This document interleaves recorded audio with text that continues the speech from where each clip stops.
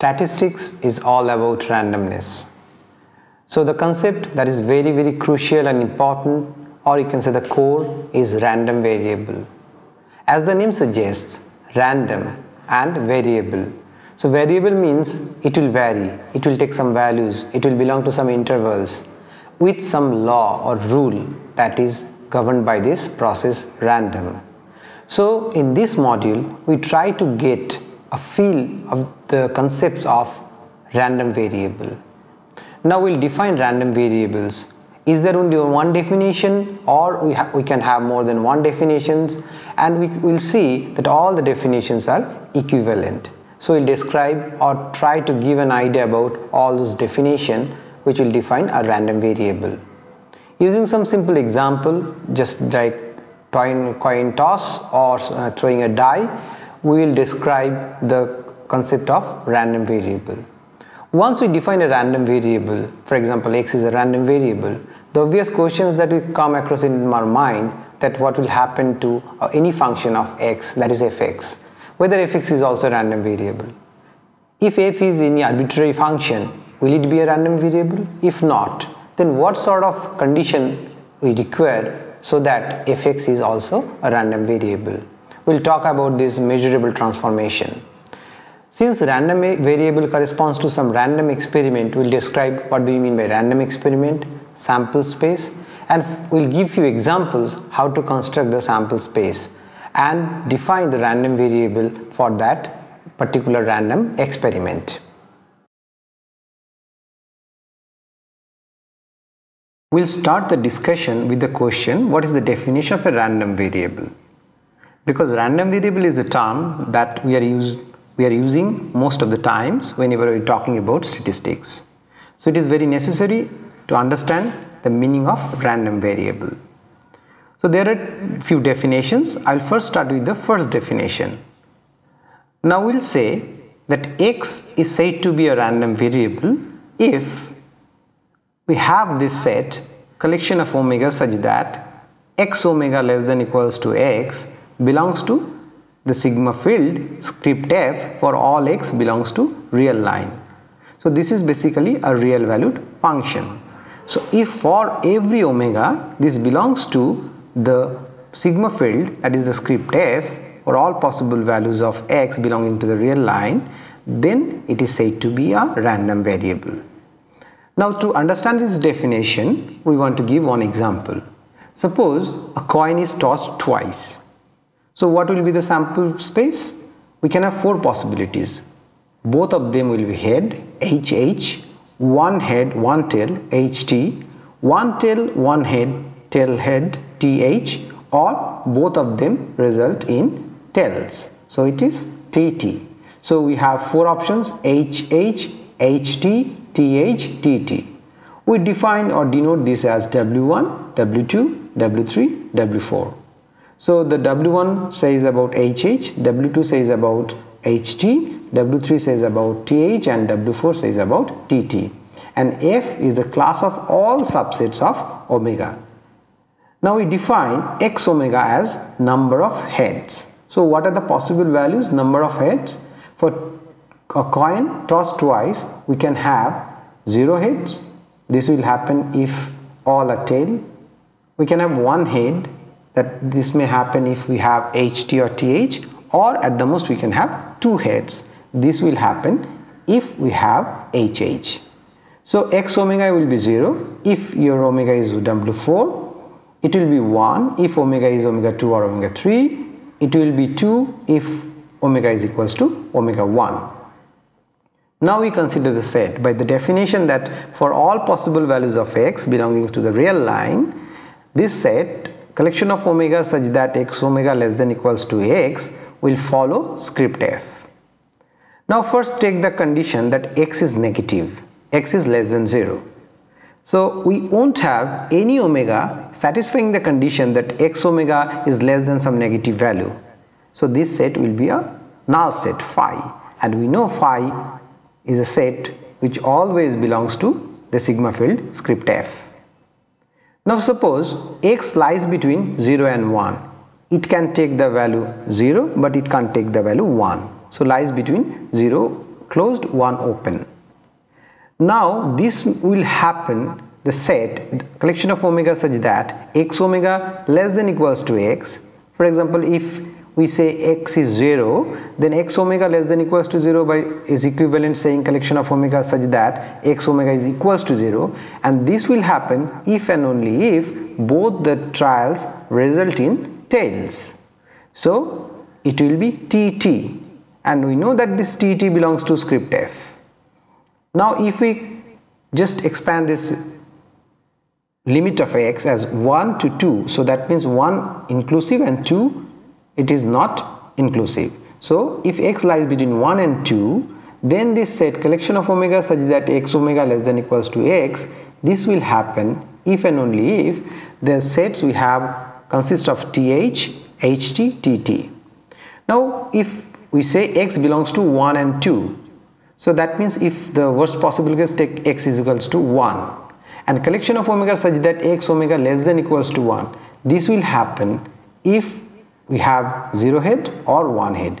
So we have 3 sets contributing to this set. So th, ht, tt, and this belongs to script f. Now if x is greater than equals to 2, then we have the omega, and we know omega is a part of script f.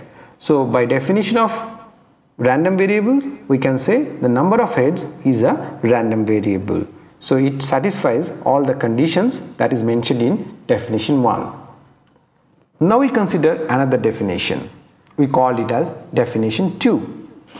A real valued function x defined on this omega and script f is called a random variable if x inverse b, which is a set collection of omega such that x omega belongs to b is a set, this whole set belongs to script f for all b belongs to script b, that is the Borel sigma field. So this is the definition which use the condition of Borel sigma field. So if you have a Borel sigma field and b is a member of that Borel sigma field, then we say x as a random variable if x inverse b, this set collection of omega such that x omega belongs to b belongs to the script f for all possible values of b, where b is a set belonging to the Borel sigma field. Now this is what we call second definition. Now these two definitions are not the only definitions that are available. So by saying these two definitions, or we can make some equivalent statements. X is a random variable if and only if collection of omega such that x omega greater than x, this is a set, if this set belongs to script f for all x belongs to script r, this is a real line, then also x is a random variable. If we include the equality x case, that means collection of omega such that x omega greater than equals to x, this set belongs to script f for all x belongs to r, then also it's a random variable. If we consider the set collection of omega such that x omega is less than x, and this set belongs to script f for all x belongs to the real line, then also x is a random variable.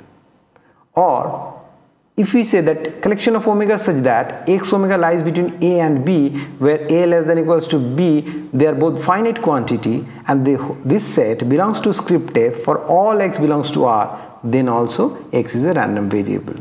So whenever we are saying x is a random variable, we can have so many definitions, and all are equivalent definitions. Now we'll describe a few results related to random variables. Suppose x is a random variable. Then we want to see whether x square, this is a function of x, is random variable or not. Now if we use the definition 1, that we want to see the set omega such that x square omega is less than equals to x belongs to script f for all possible x. Now if we take the first condition that x is negative, x square omega less than equals to negative quantity, it is not feasible, so we don't have any such set or any collection of omega satisfying this condition, so this is a null set. Phi belongs to script f. Now if x is equals to 0, then x square omega can't be less than 0, so it must be 0. So it will be 0 if and only if x omega is equals to 0. and x is a random variable. Have assumed that, so this belongs to script f.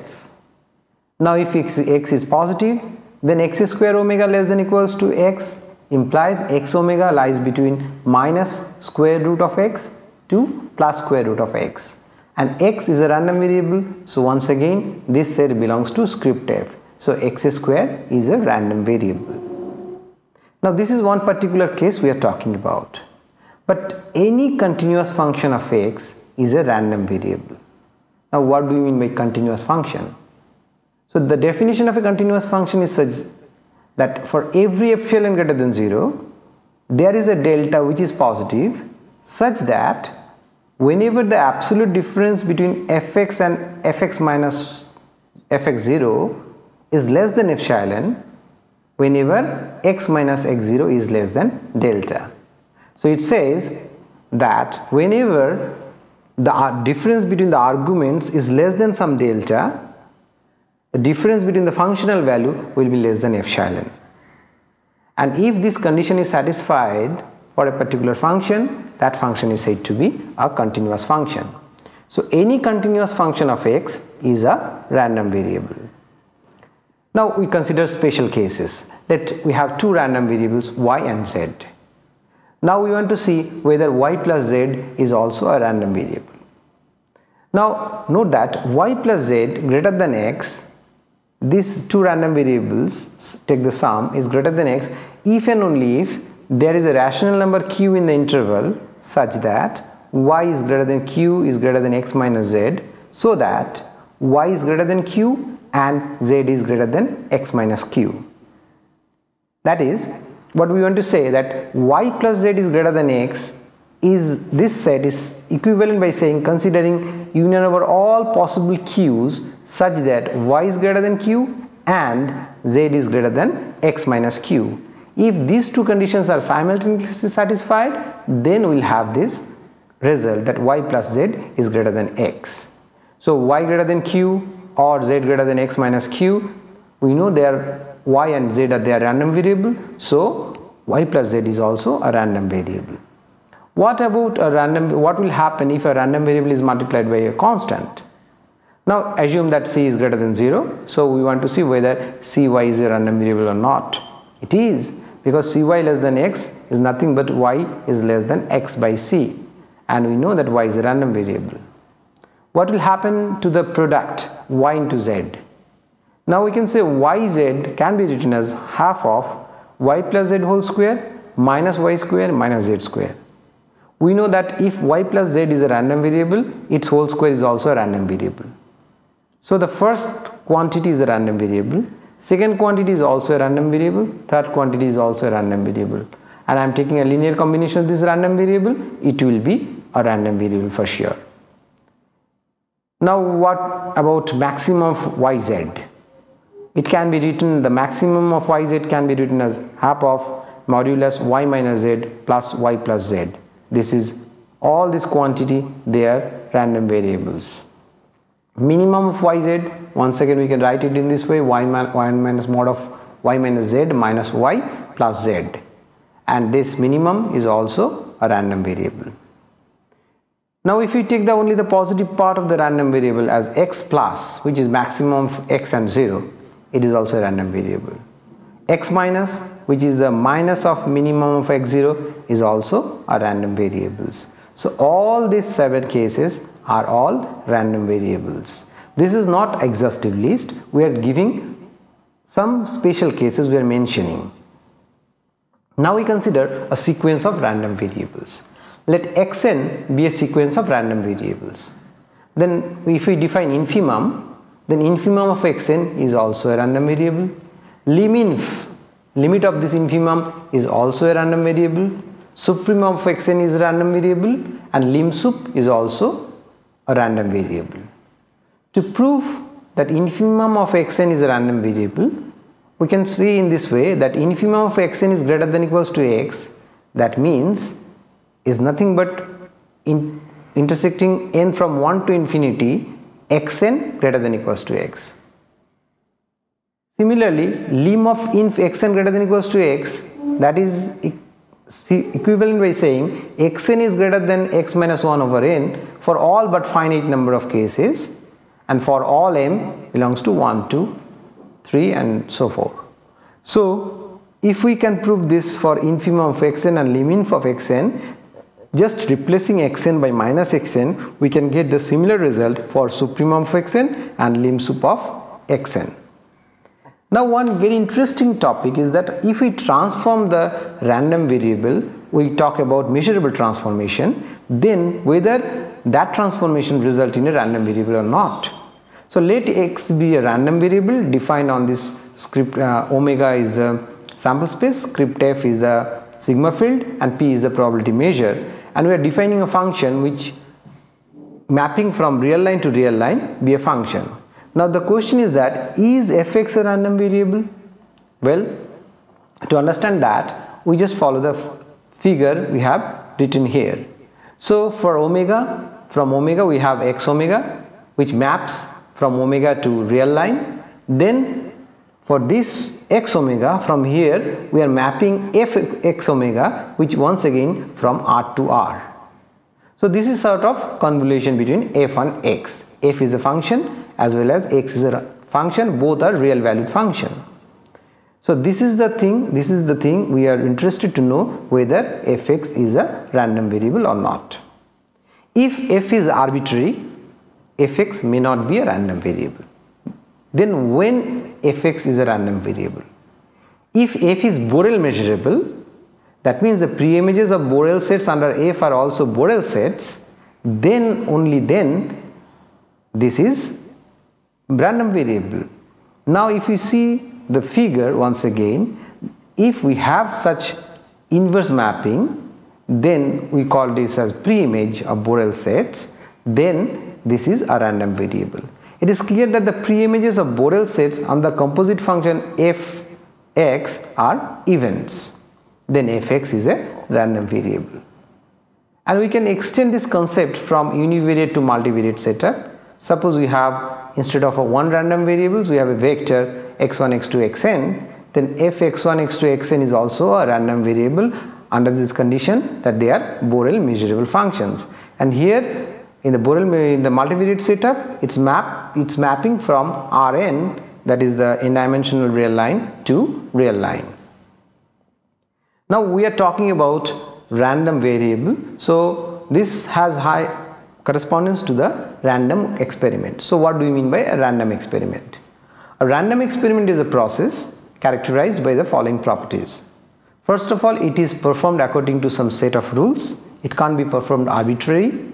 It can be repeated arbitrarily often, and the result of each performance depends on chance and cannot be predicted uniquely. We can easily find few examples. Tossing of a coin. The outcome of a trial can be either head or tail showing up, so we don't know which one will come whenever we are tossing a coin. Whenever we are throwing a die, we don't know which one will come, but we know that either 1 or 2 or 3 or 4 or 5 or 6 that will come. We can have sequential random experiments performing a sequence of simple random sub-experiments. First toss a coin, then throw a dice. This is sequential. Sometimes the second sub-experiment depends on the outcome of the first. Throw a dice first if it is even, then toss a coin. So it depends on the previous outcome. And a random experiment may involve a continuum of measurements. Say the height of a student takes some value between 165 cm to 170 cm. Now whatever may be the random experiment, corresponding to the random experiment we will have a sample space. Sample space omega of a random experiment is defined as a set of all possible outcomes.